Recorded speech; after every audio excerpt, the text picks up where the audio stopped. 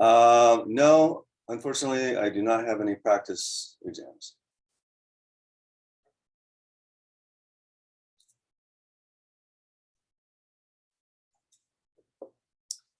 Okay, let's just do a little refresher on what we did last time.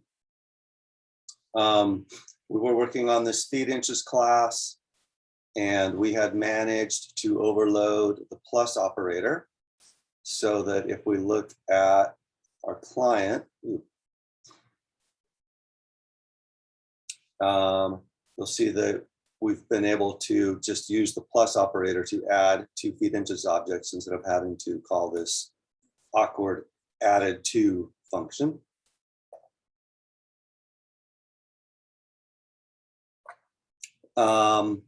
Anything in particular that it would be helpful to take a minute and look at before we move on to the next thing? Basically, I guess just to review, the way that this works is that the compiler, when the compiler sees the plus operator, it's going to look for a function named operator plus that takes 1 parameter. And the reason that it's going to take 1 parameter is that the left argument is going to be the calling object. The right argument, I'm sorry, I think I said that wrong. The left operand is going to be the calling object. The right operand is going to be the parameter. So that's why we have this function here with 1 parameter.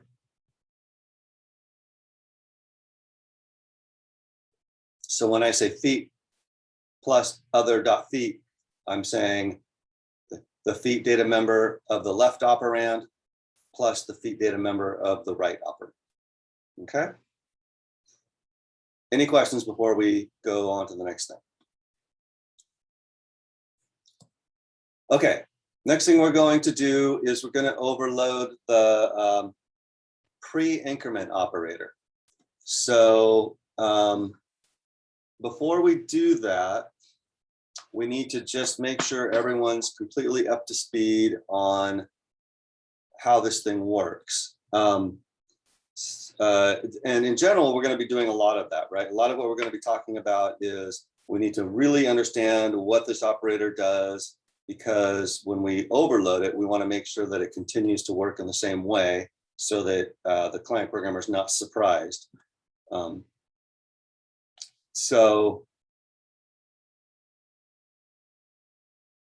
know, we could overload the plus plus operator to subtract 1 from a feet inches object, but that would be totally confusing, right? So we're going to try to stay as close to the behavior of the built-in operator as we can.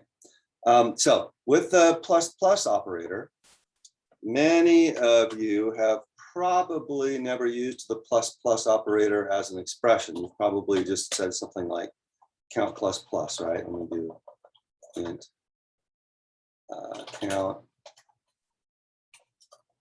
as well initialize it, and count plus plus on a line by itself. And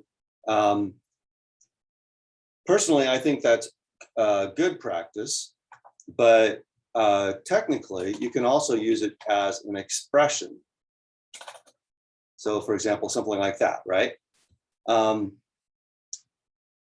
Someone want to, does anybody know what the output of that, this code segment is going to be? Anybody want to take a shot at it? 1. I believe you are correct. Yes. 1. Okay. So, so apparently some of you have worked with this before. What about if I say now cout count? What's that? Now what's the output going to be? Yeah, that one's going to be, I'm not sure if Wayne was answering, which question you were answering, Wayne, but if you were answering the second question, that's correct. It was going to, the output there is going to be 1 and then 2. All right, so I kind of digressed in the wrong direction there. Let me back up a little bit. So let's do a slightly different example here. Good question. Let me back up. I'm going to explain that.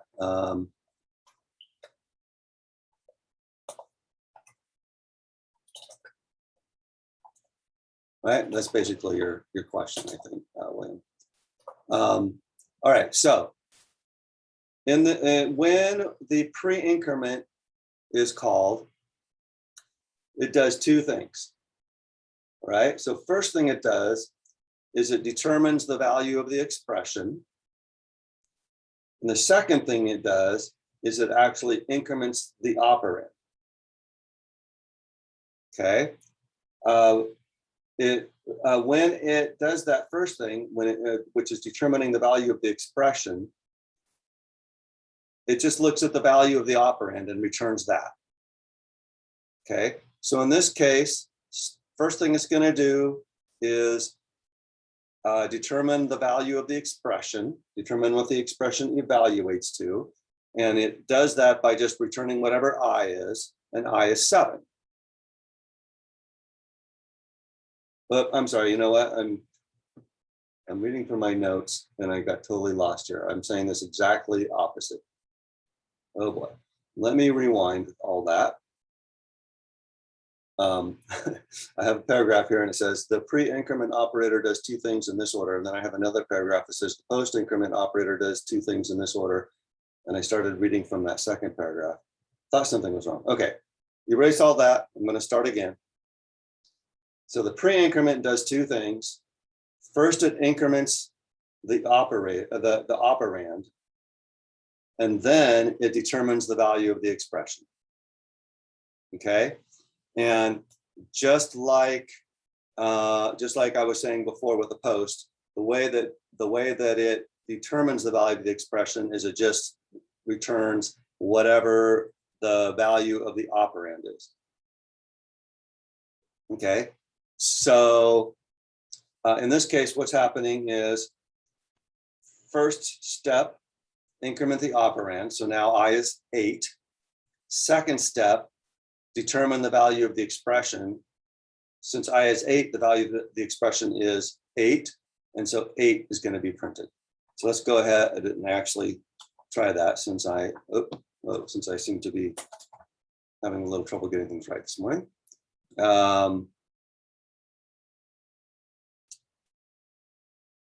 Yes, that's what I'm going to do, Trent. And if you mean pre and post increment, that's what we're going to be spending some time on right now. So,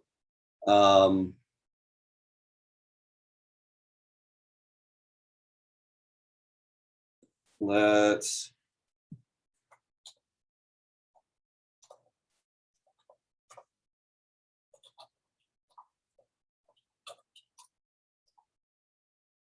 Oops, sorry.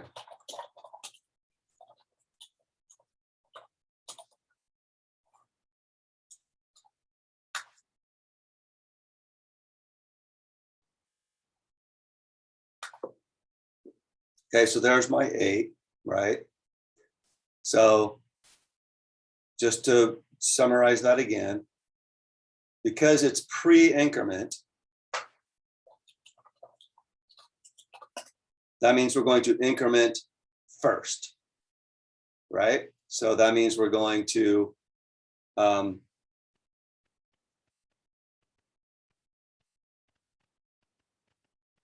increment I, making it 8. And then secondly, we're going to determine the value of the expression. So the value of that expression is 8. Okay, so post increment, as you might suspect, does the opposite.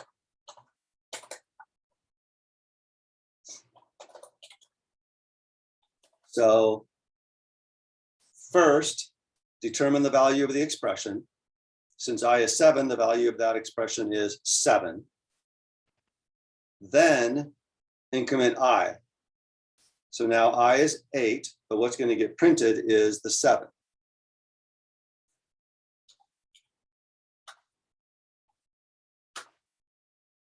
Okay, so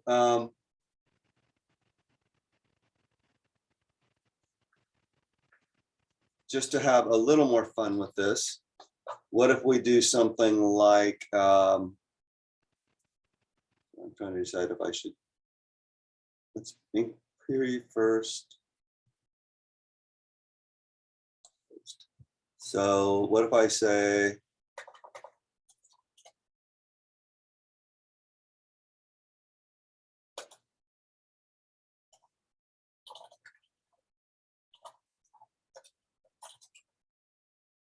all right, someone want to tell me what's going to get printed there?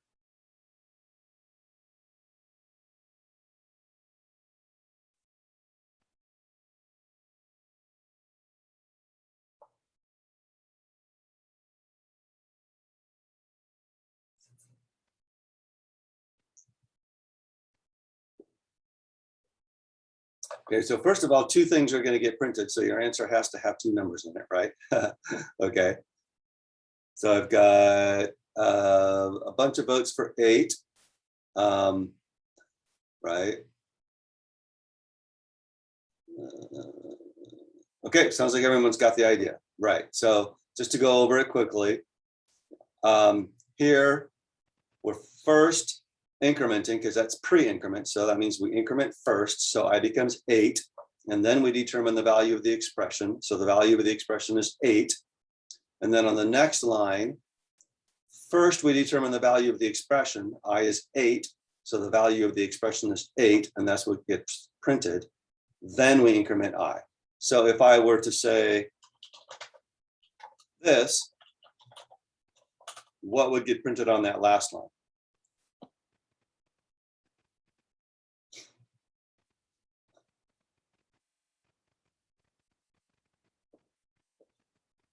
Okay, so if you're thinking 9, that's correct. Kind of getting the feeling like you guys are okay with this, so I'm gonna move on. What we're going to do is we're going to overload the pre-increment operator for our feet inches class. Now,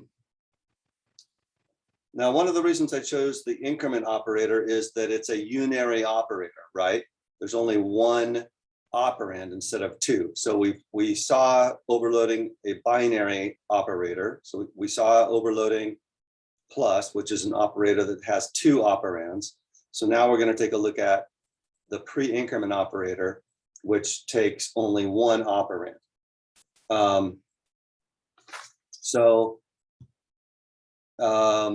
Let me get a little client program going here.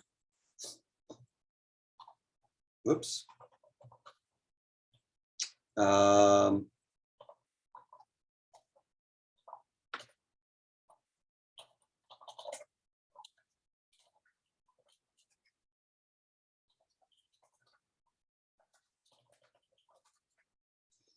Okay, so first of all, let's figure out what this should print, okay?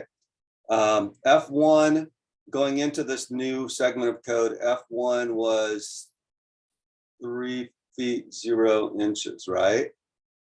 No, F1 was a lot, sorry, 7 feet 7 inches. By the way, I forgot to mention, we're gonna have to somewhat arbitrarily choose what it means to increment a feet inches object, right?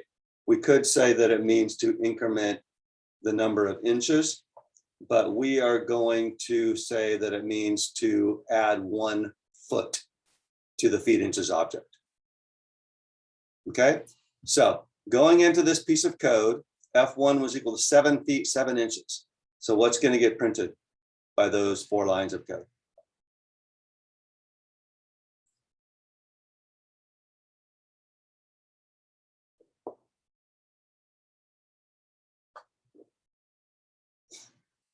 Okay, so plus F1 dot print.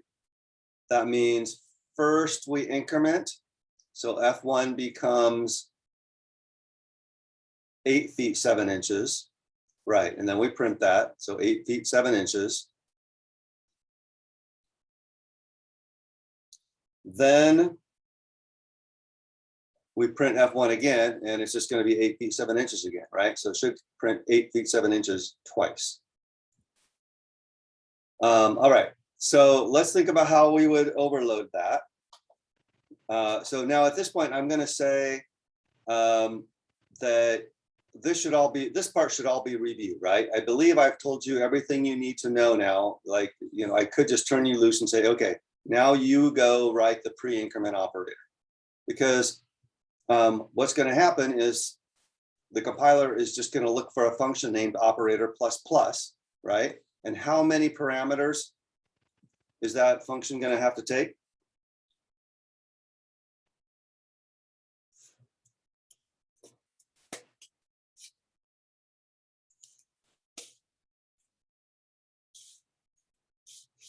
Okay, so there's one operand, right? So it couldn't possibly need more than one parameter. But remember when I overloaded the plus operator, how many parameters were there?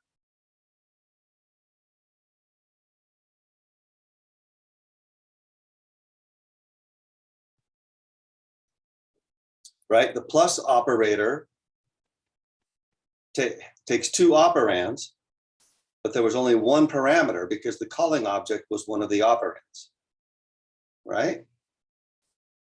So let me say that another way. When the compiler saw this, it was looking for, or let me put it this way, it essentially translates that into F2 dot operator plus F3, one parameter. Okay, with this down here, what's happening is the compiler is going to be translating this into F1 dot operator plus plus. And how many parameters do we need? Well, the F1 is already the calling object, so we don't need any parameters, right?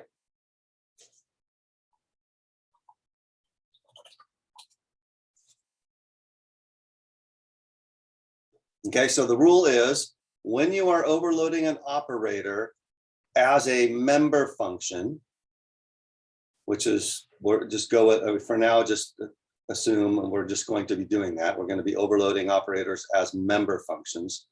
When you do that, you're always going to have one fewer parameters than you have operands. So if you've got a binary operator that takes two operands, there's going to be one parameter. If you've got a unary operator, which takes one operand, you're going to have 0 parameters because the operand is going to be the calling object. Any questions about that?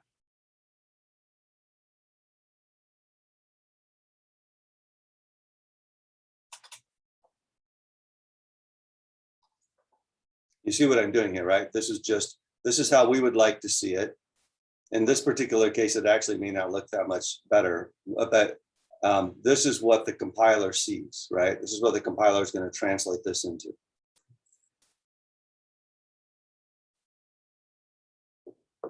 Okay, so we are going to write a function named operator plus plus that takes no parameters. So in my class declaration, let's see, what type of value is this function going to return?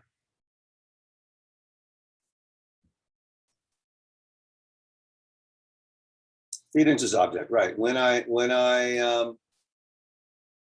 increment a feet inches object, what am I expecting to get back? Well, a feet inches object that's one bigger, right?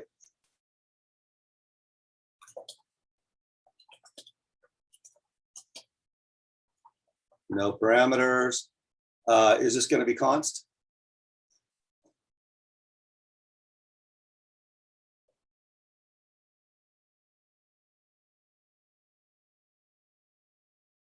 I have one vote for no. Any other votes? Everyone agree with no? Anyone else want to agree or disagree?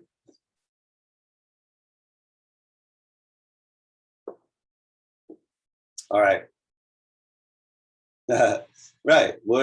Exactly. We're trying to increase it by 1. The whole point, not the whole point, but a major point of In fact, when we use plus plus as a statement like we usually do, the whole point of the plus plus operator is to modify the calling object, right? To modify the left operand, which is going to be the calling object. So no const. Okay.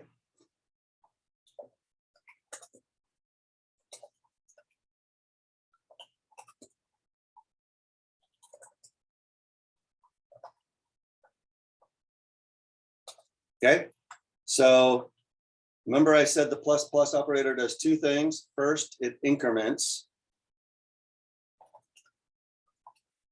Then it determines the value of the expression, which in terms of our code means it's going to return something, right? I'm going to basically just return whatever the operand was. So what I want to do here is I want to return the calling object, right? I incremented the calling object. Now I just want to return the calling object. Or another way of saying that same thing, I just incremented the operand. Now I want the expression to evaluate to the operand. So, and I can't remember if we've talked about this yet, but the way that you refer to the entire calling object when you're inside a member function, star this. I think that may be the first time that we've officially talked about it. So if you've never seen that before, don't stress out. That's okay, you're not alone. It's not actually all that complicated. It just means return the entire calling object.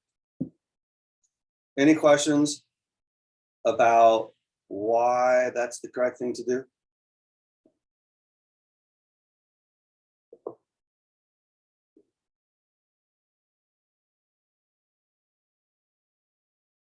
Okay, you shouldn't, typically you shouldn't have to use this.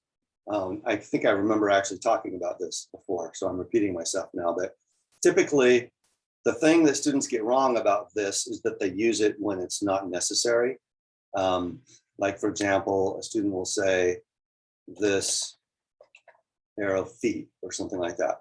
You don't need this. The only time you ever have to use this is when you need to have a way to refer to the entire calling object, as opposed to referring to the data members, the individual data members inside the calling object. Okay. Okay, I think we're actually done with our pre-increment, and I think we can test it. Let's just review what we're expecting here. We are expecting to see 8 feet 7 inches, 8 feet 7 inches, right?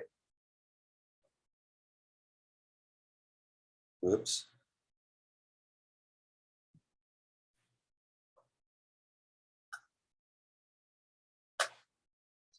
Okay, there's my 8 feet 7 inches, 8 feet 7 inches. Any questions about pre-increment?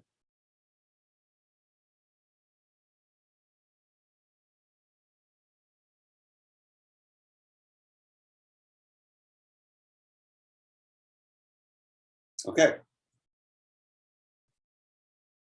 Let's do post increment now. What do you suppose the prototype for the post increment function is going to look like? What's the return type?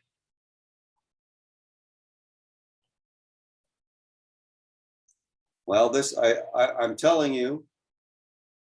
Well, let's work through it one step at a time. Okay, what's the return object? What is the return type going to be?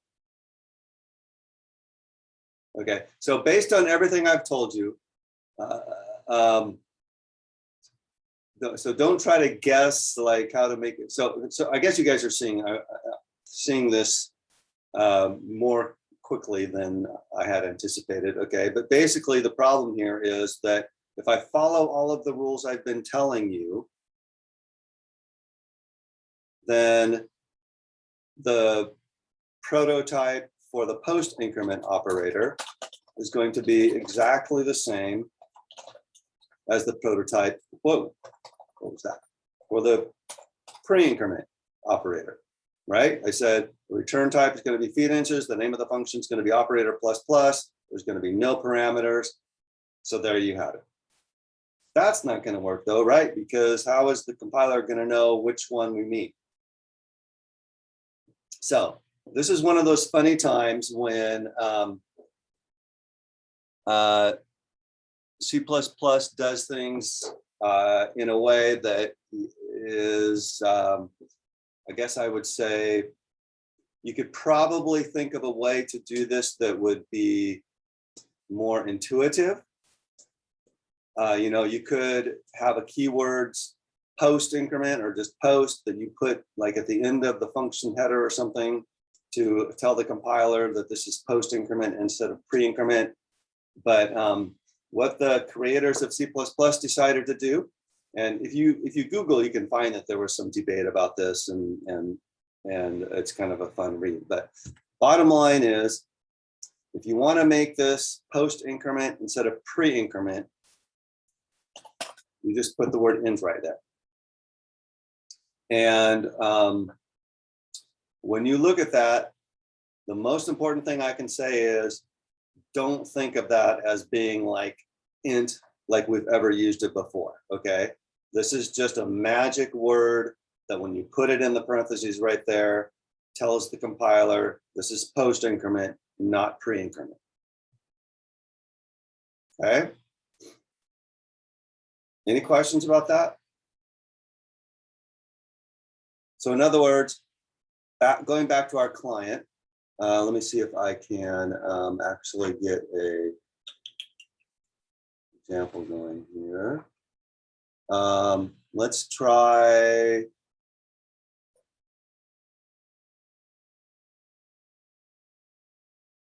Let's actually do post increment first.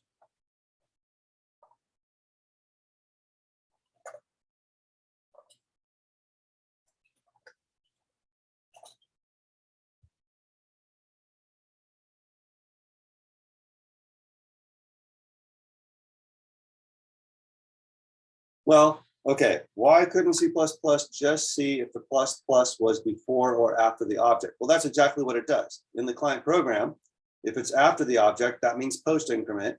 If it's before the object, that means pre-increment. The question is, well, no, we do need to write a whole new function for the post. That's what we're doing. So the question is, what is the prototype for the pre-increment function going to look like? And what is the prototype for the, I said it backwards. What is the prototype for the post-increment function going to look like? And what is the prototype for the pre-increment function going to look like? Because they have to look different, right? So that the compiler will know which one to go to when it sees F1++ and which one to go to when it sees ++ F1, right? So we just follow the normal rules of how to create a prototype for an operator function. If we do that, we end up with two function headers that are exactly the same, right? So basically, I mean, imagine you are sitting in a room around a table and you are creating C++ with a committee of other people, and you're trying to decide, okay, how are we going to tell the compiler that the second one is post increment, not pre-increment, right? So I can imagine that maybe there was a suggestion that we create a new reserved word called post, and we just put that in the function header someplace so the compiler knows that it's post increment. I think the argument against that, at least one argument against that at the time was, well, we don't want to just keep adding more and more reserved words. Let's see if we can do this without adding yet another reserved word just for this one little purpose. So for whatever reason, like it or not, the way they decided to do it was putting the word in there. Okay, so we have to write two separate functions, one for the pre-increment, which is going to have this header, and one for post-increment, which is going to have this header. Okay, any questions about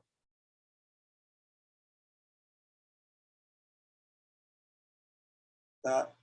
Okay, so Did I finish up the client? Yeah, this will be, I think this will be a good test of our pre and post increment, right? So if we do this all correctly, the output here will be what?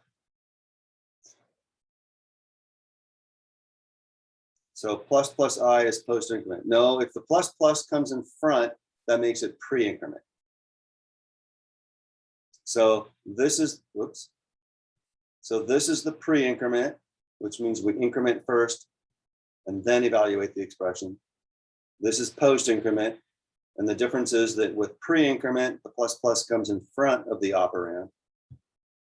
With post increment, the plus comes after the operand.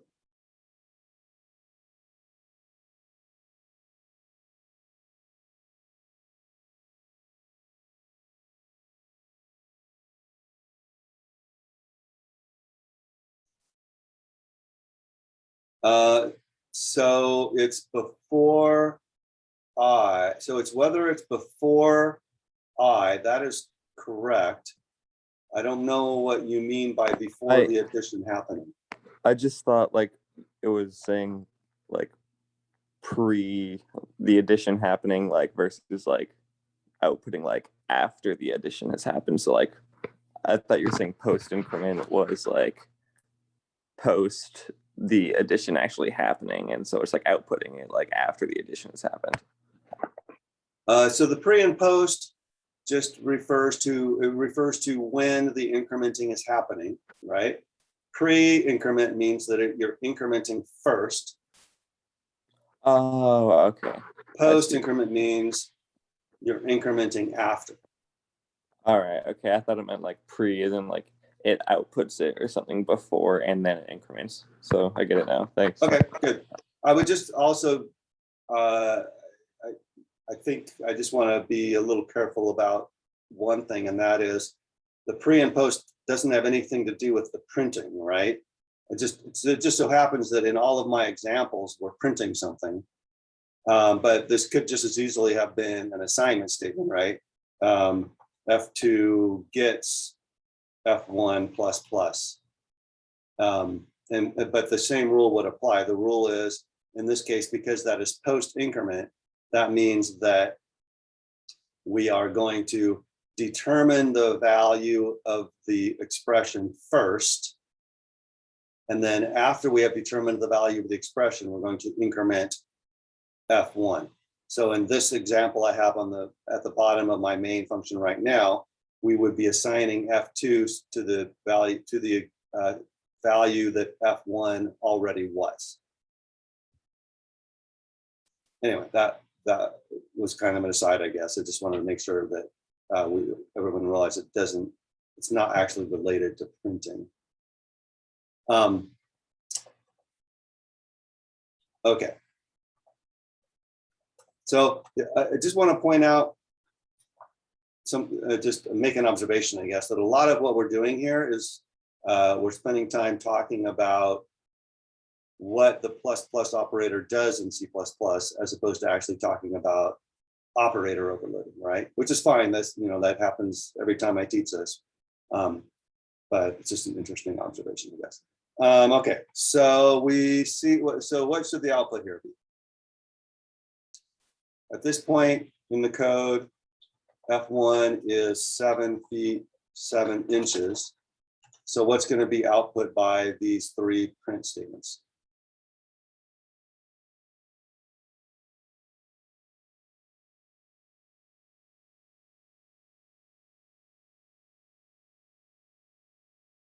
Eight feet 7 inches, 9 feet 7 inches, 9 feet 7 inches. Everyone agree with that?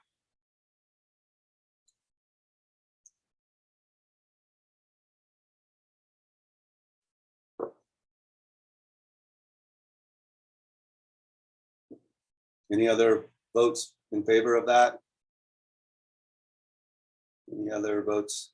Why doesn't it start at 7 feet 7 inches?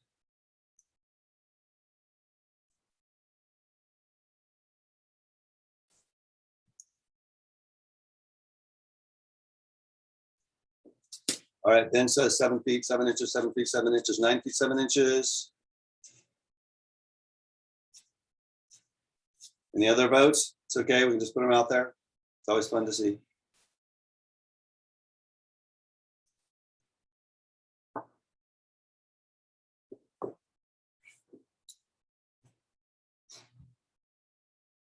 All right, no other votes? I'm going to take that to mean, oh wait, Ben is changing his mind, 799, okay.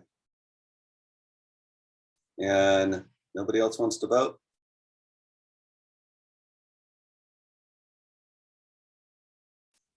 So let's take a look. Oh, Pablo has a new vote. All right.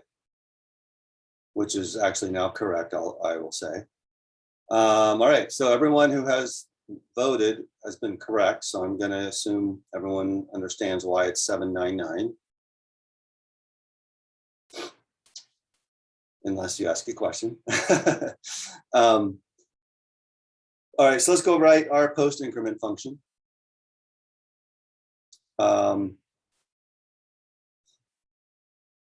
So here's the prototype. We already have the prototype. Now let's do the actual function definition.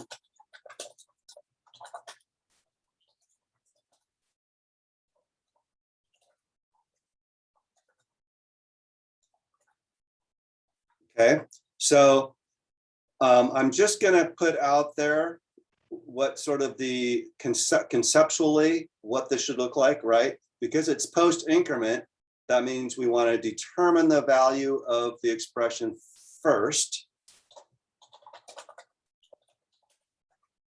And then we want to actually do the incrementing. Okay. So hopefully everyone's looking at that and saying, wait a minute, that can't be right. Okay. Doesn't make sense to have a return statement first and then have another statement after it. But I want you to, first of all, just see that conceptually, that's what we want to do, right? We want to make sure that what we are returning is the value of the calling object before we have made any changes to it. So what we're going to have to do to make this actually work is we're going to save that.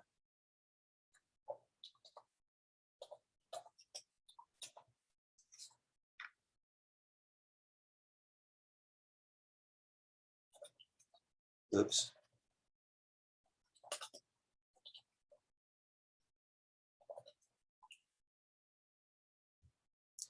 And then we're going to increment the calling object. And then we're going to return that saved version of the calling object. Okay. Anyone want to ask a question about what's going on here? So I'll just kind of try to go through it one more time.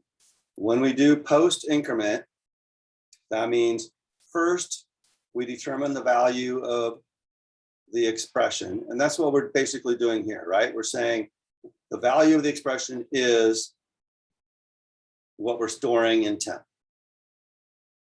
So now that we have determined the value of the expression, now we can actually do the incrementing, changing the calling object. And then we're going to go ahead and return what we determined the value of the expression to be. Okay.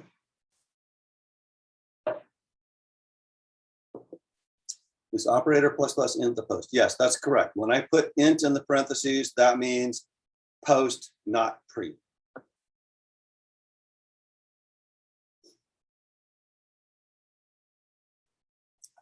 Okay, so let me know if you have any questions, but in the meantime, I'm going to go ahead and the use of a temp variable is to avoid the return before the increment. Yes, that is correct. The use of the temp variable is to avoid having the return before the increment, which obviously wouldn't work. Can you go through this again? Right, so this, and I guess I didn't explain this in a lot of detail. The word this is a reserved word that means it's a pointer to the calling object.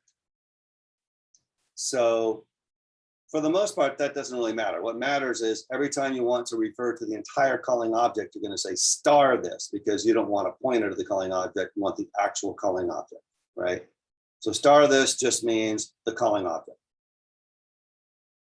I have a feeling that maybe I'm just guessing wrong here, but it feels like many of you are not 100% comfortable with that term, calling object, right? And I don't think there's anything we can do about that other than to just keep seeing it used over and over and over and over again until you get more comfortable with it. I think if you are 100% comfortable with that term, then the concept of star this should be easy, right? Star this just means whatever the calling object was.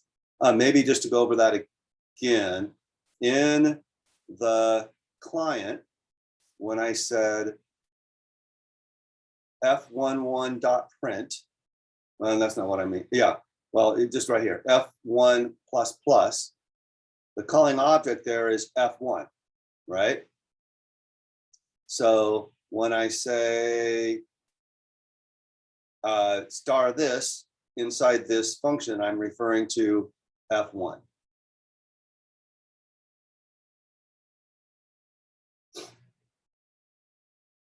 Okay, have we tried that? So you're dereferencing the calling object as the parameter.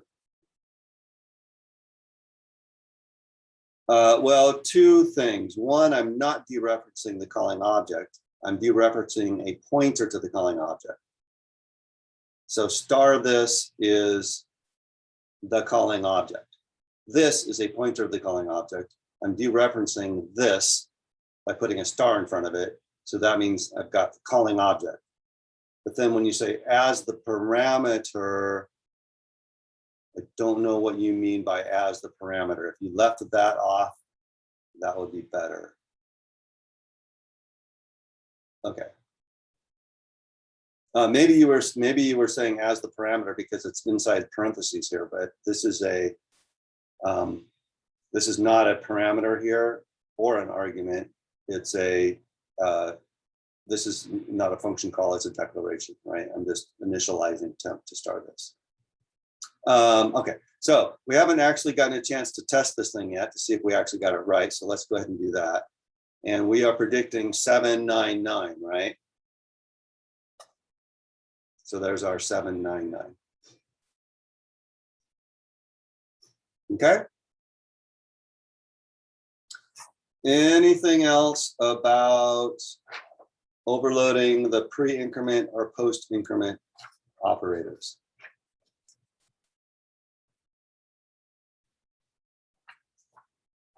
Okay. The next thing I have in my lesson is just a function to simplify feet inches objects. The problem is that, of course, if we add 7 feet 7 inches plus 2 feet 9 inches, we're going to get 9 feet 16 inches. That's not good. We don't want 9 feet 16 inches. I think in the interest of time, I'm not actually going to go through the process of adding that function in, but it'll be in the lesson. Okay. By the way, just so you know, looking at the next 8 weeks, so just an interesting observation.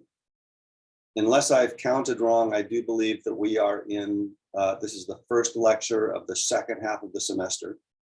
But there's not going to be enough time in lecture to cover everything that needs to be covered.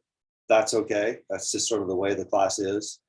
I would much rather take our time and talk about the details of important stuff during lecture.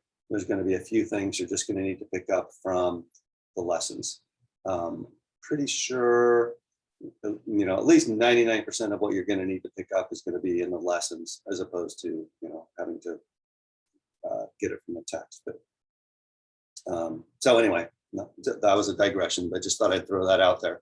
There's going to be some times when I'm going to say, okay, we got to be done with this topic now and move on to the next topic. The rest of it is in the notes. Okay, next thing we're going to do is we're gonna overload the stream insertion operator. And I'm just gonna give you a little warning. The stuff in this section is the stuff where if you're gonna get confused about one thing in all of this, for most students anyway, it ends up being the stuff we're about to talk about. So whatever you can do to try to get this right as we're doing it is going to really help. The notes say 404 not found. Yes, I will be posting the lecture notes as I always do on Wednesday after class. The videos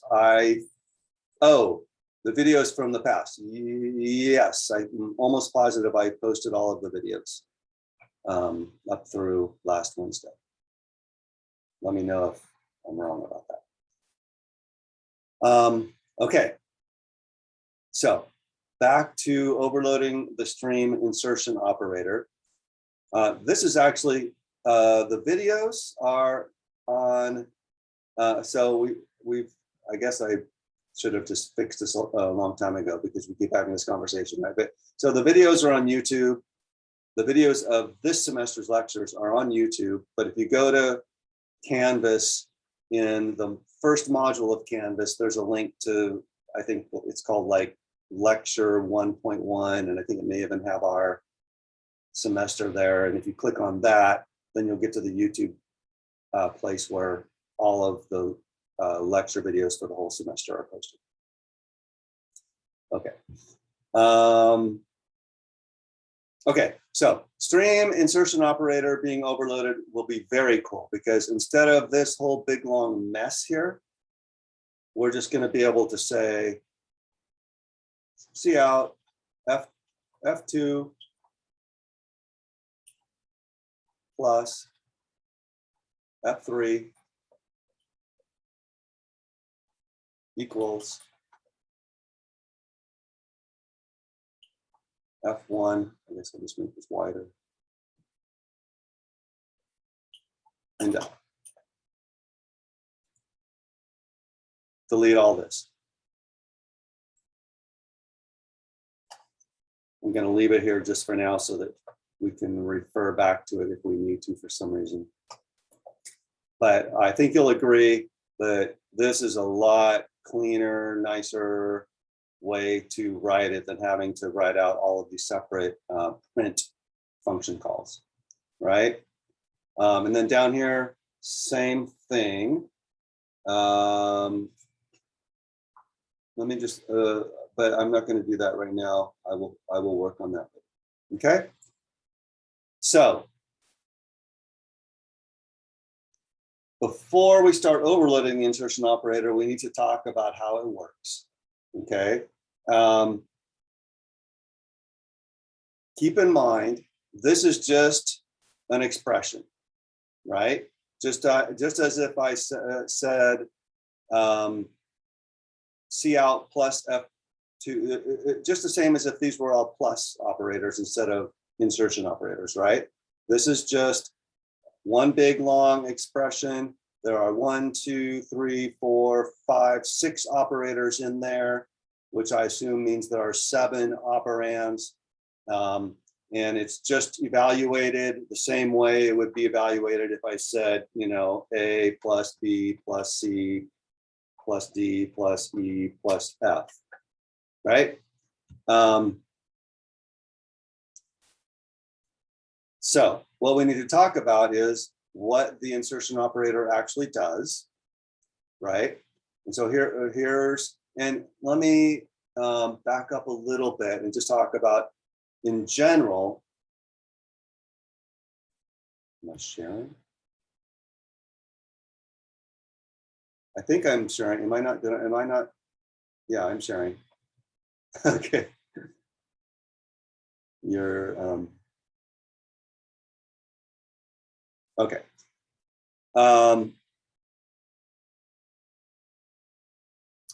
All right, so I think we're good.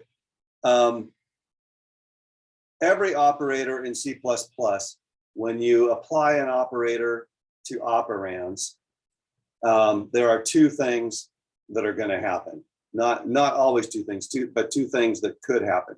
There's going to be evaluating the expression, and there's going to be what we call a side effect. Okay. But the funny thing about that word side effect is that in English usage, when we say that, we usually mean it's something unintended or something sort of on the side that's not important. When we say that in C++, sometimes the side effect can be the main thing that we're trying to get to have happen. So we call it a side effect, but that doesn't mean that it's unintended or unimportant. Okay. So for example, when I say F1++,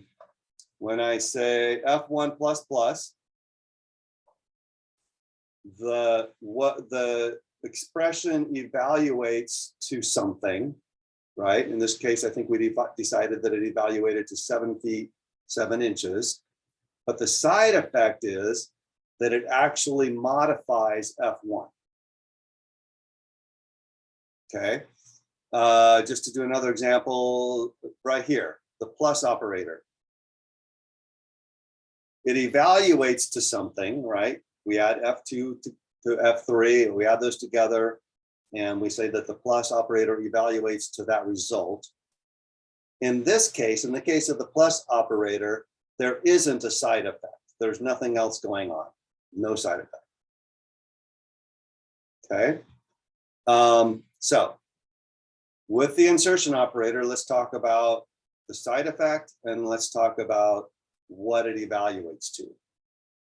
So as always, when I'm evaluating an expression, I shouldn't say as always, as with most operators, when I have more than one of them in a big long expression, I start with the leftmost one. Okay, that's called left associativity. Okay. So when the compiler is faced with this big long expression you see there on line 12, the first thing that's going to happen is it's going to evaluate the highlighted part of that expression, right? Cout, insertion operator, F2. The side effect there is that F2 should go into the console window, right?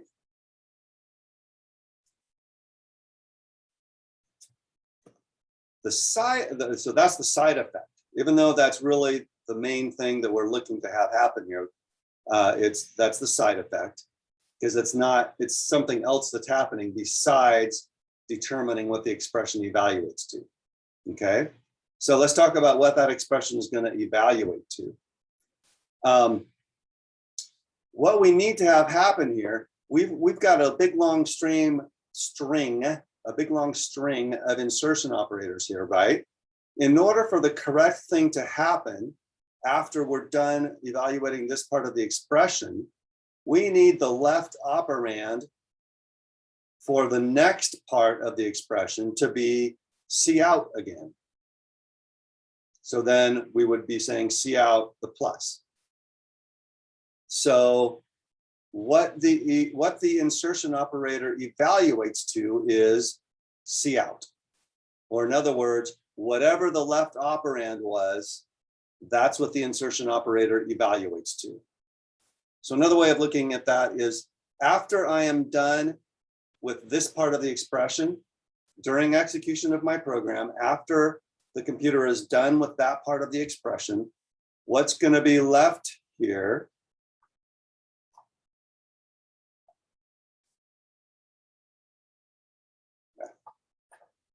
is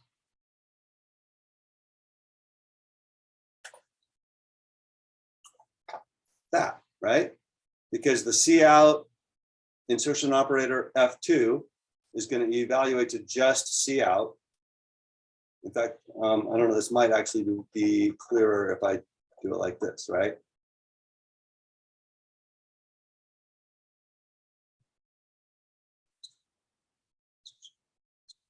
Do we need to include IOStream when we overload insertion operators?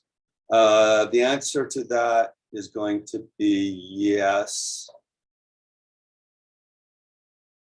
But we're getting quite a bit ahead of ourselves on that, so hold on to that thought. Well, so Joe asked if we're using cout and not some other output object. Right, okay. I think I'm going to ask you to just hold on to that thought, okay?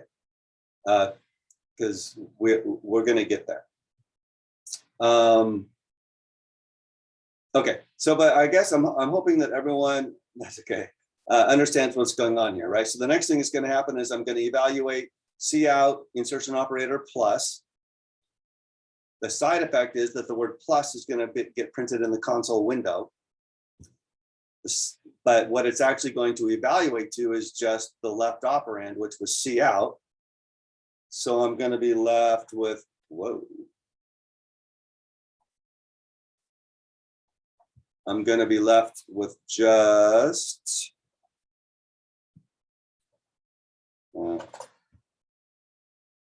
not being very efficient about this, but just that, right? And then we're going to keep going like that. So bottom line out of all of that is that the insertion operator is going to insert its right operand into its left operand, whatever that left operand is. And also, so that's the side effect, but it's going to evaluate to its left operand.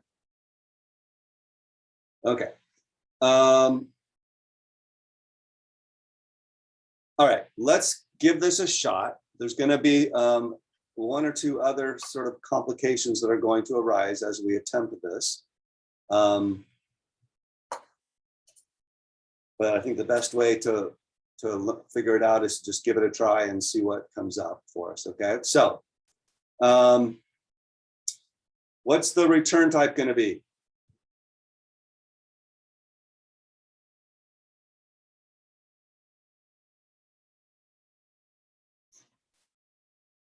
Right.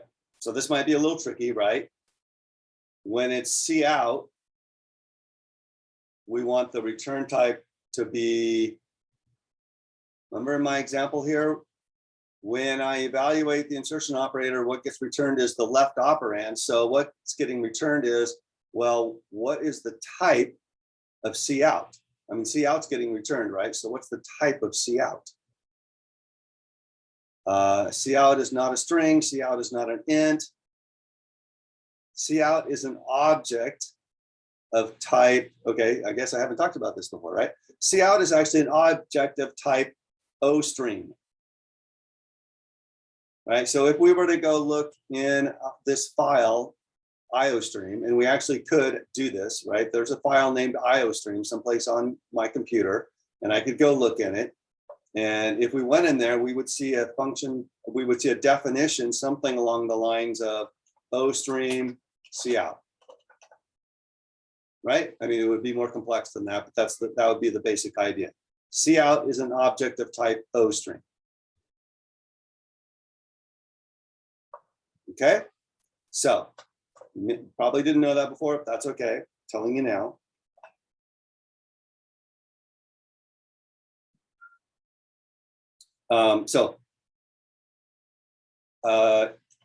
Hopefully that's not confusing, right? Even if you've never heard of OStream before, that's okay. I'm just telling you there's this type called OStream, and cout is an object of that type. That's all you need to know about it for now. Okay.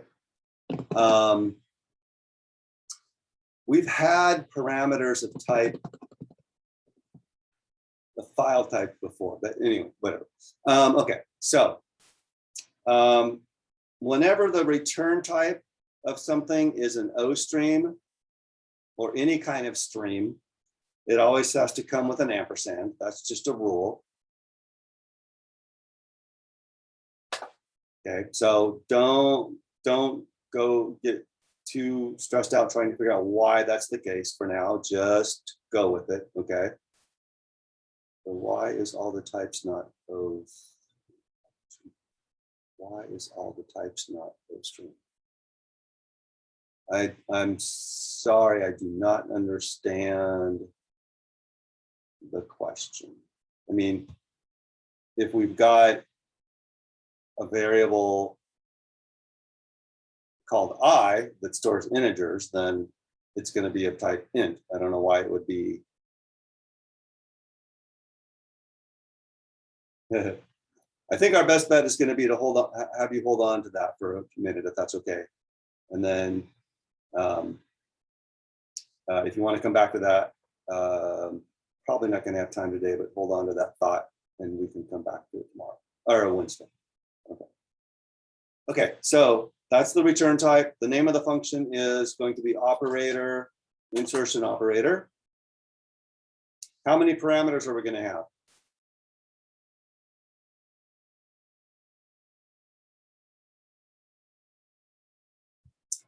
How many operands were there? How many operands does the insertion operator have?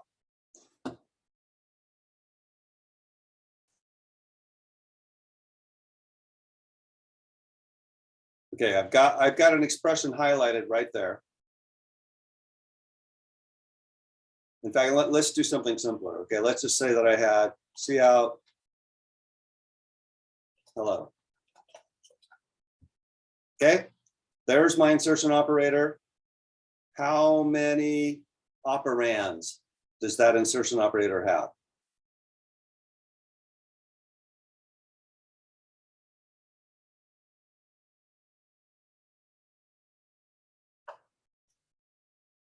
Let's look at my plus operator. How many operands does my plus operator have? Sorry, I keep changing the question, but. Okay, my plus operator has two operands, right? There's one on the left, which is F2, and there's one on the right, which is F3. Everyone sees there's two operands there to that plus operator. Well, here's my insertion operator. There's an operand on the left, and there's an operand on the right. So the correct answer is the insertion operator has two operands. Cout is on the left, hello is on the right. Everyone clear on that?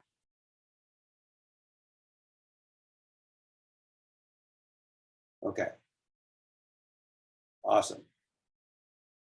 All right, so how many parameters are there going to be? One parameter, correct, okay.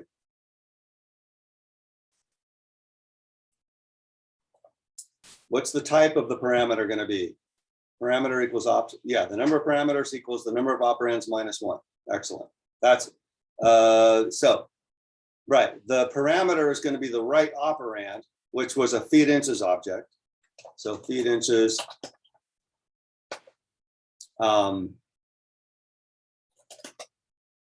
going to call it right for now, or actually, let me call it currently.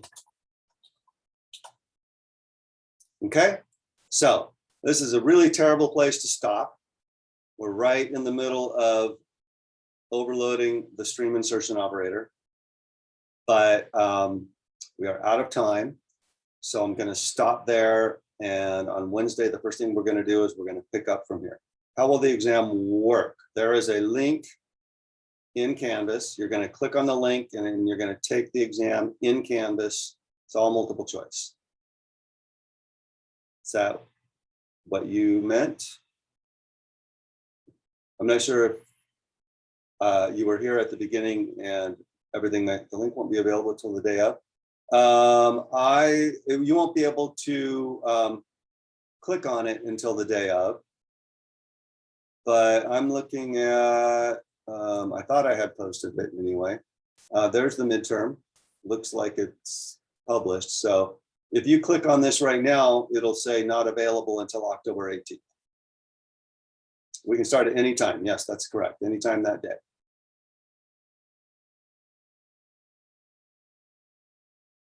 Okay, so that's a good question, William. Actually, let's take just one more minute and answer that question. Cout string one, string two. So if in my client, I say cout string one, string two, what's happening here is there are two insertion operators. Which one are we going to apply first? Well, we're going to apply the left one first. So that means we're going to be just dealing with this part of the expression first. So what happens when we apply the insertion operator there? String 1 gets printed in the console window. Pretty much. String 1 gets printed in the console window. And then the insertion operator evaluates to see out. So I'm left with just this, right? And so then I apply the second insertion operator, and string 2 gets printed on the string in the console window. Okay, we are out of time. I will see you on Wednesday.